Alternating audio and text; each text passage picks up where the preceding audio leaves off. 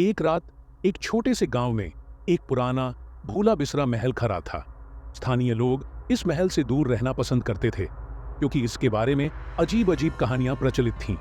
कहा जाता था कि महल के अंदर एक भूत रहता है जो रात के समय बाहर निकलता है और जो भी उसके रास्ते में आता है उसे खींचकर अपने साथ ले जाता है। एक रात एक साहसी युवक राहुल इस महल में घुसने का फैसला करता है।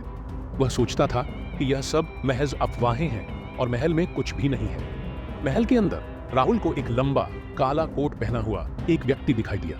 वह धीरे धीरे राहुल की तरफ बढ़ रहा था।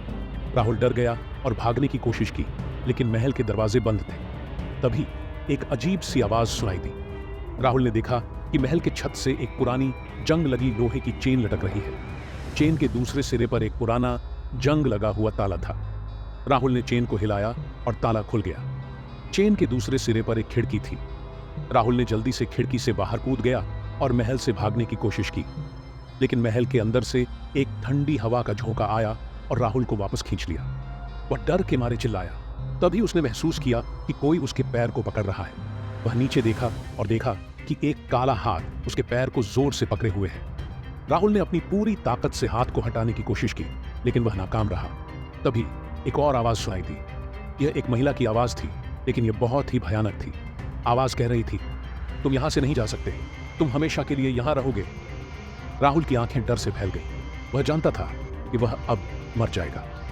अचानक महल का दरवाजा जोर से खुल गया और एक तेज रोशनी अंदर आई। राहुल की आंखें चकाचौंध हो गईं। जब उसने अपनी आंखें खोली तो वह एक अस्पताल के बिस्तर पर लेटा हुआ था। एक डॉक्टर उसके पास खड़ा था। डॉक्टर ने उसे बताया कि उसे बुखार आ गया था और वह बेहोश हो गया था। राहुल को लगा कि यह सब एक बुरा सपना था, लेकिन जब उसने अपने हाथों को देखा तो उसे अपने हाथों पर खरोंच के निशान दिखाई दिए। उसे याद आया कि कैसे एक काले हाथ ने उसे पकड़ा था। राहुल डर गया और उसने तुरंत अस्पताल से छुट्टी ले ली। राहुल फिर कभी उस महल के पास नहीं गया, लेकिन वह हर रात उस भयानक रात के बारे में सोचता रहता था।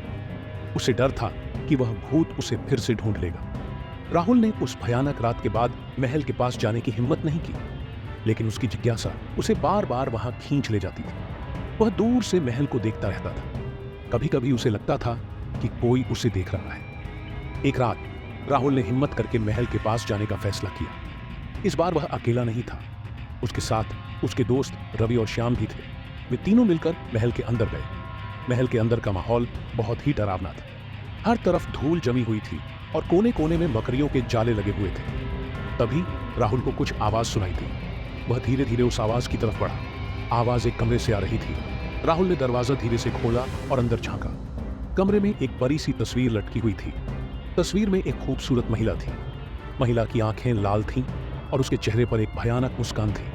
तभी तस्वीर में से एक आवाज आई, तुम लोग यहाँ क्यों आए हो? राहुल डर गया और पीछे हट गया। रवि और श्याम भी डर गए थे। वे तीनों जल्दी से कमरे से बाहर निकले और महल से भाग गए। जब वे गांव पहुंचे तो उन्होंने अपनी कहानी लोगों को सुनाई। लोगों ने उनकी बात पर विश्वास किया। उन्होंने कहा कि महल में वास्तव में एक भूत रहता है। कुछ दिनों बाद गांव के लोगों ने मिलकर महल को तोड़ने का फैसला किया। उन्हें लगता था कि अगर महल को तोड़ दिया जाएगा तो भूत भी चला जाएगा। लेकिन जब उन्होंने महल को तोड़ना शुरू किया तो अजीब अजीब चीजें होने लगीं। रात को महल के आसपास अजीब आवाजें सुनाई देती थीं और लोग कहते थे कि उन्होंने महल के अंदर से रोशनी की किरणें निकलती हुई देखी हैं। कहा जाता है कि आज भी उस महल की जगह पर कोई नहीं रहता। लोग कहते हैं कि रात के समय वहां भूतों की आवाजें सुनाई देती हैं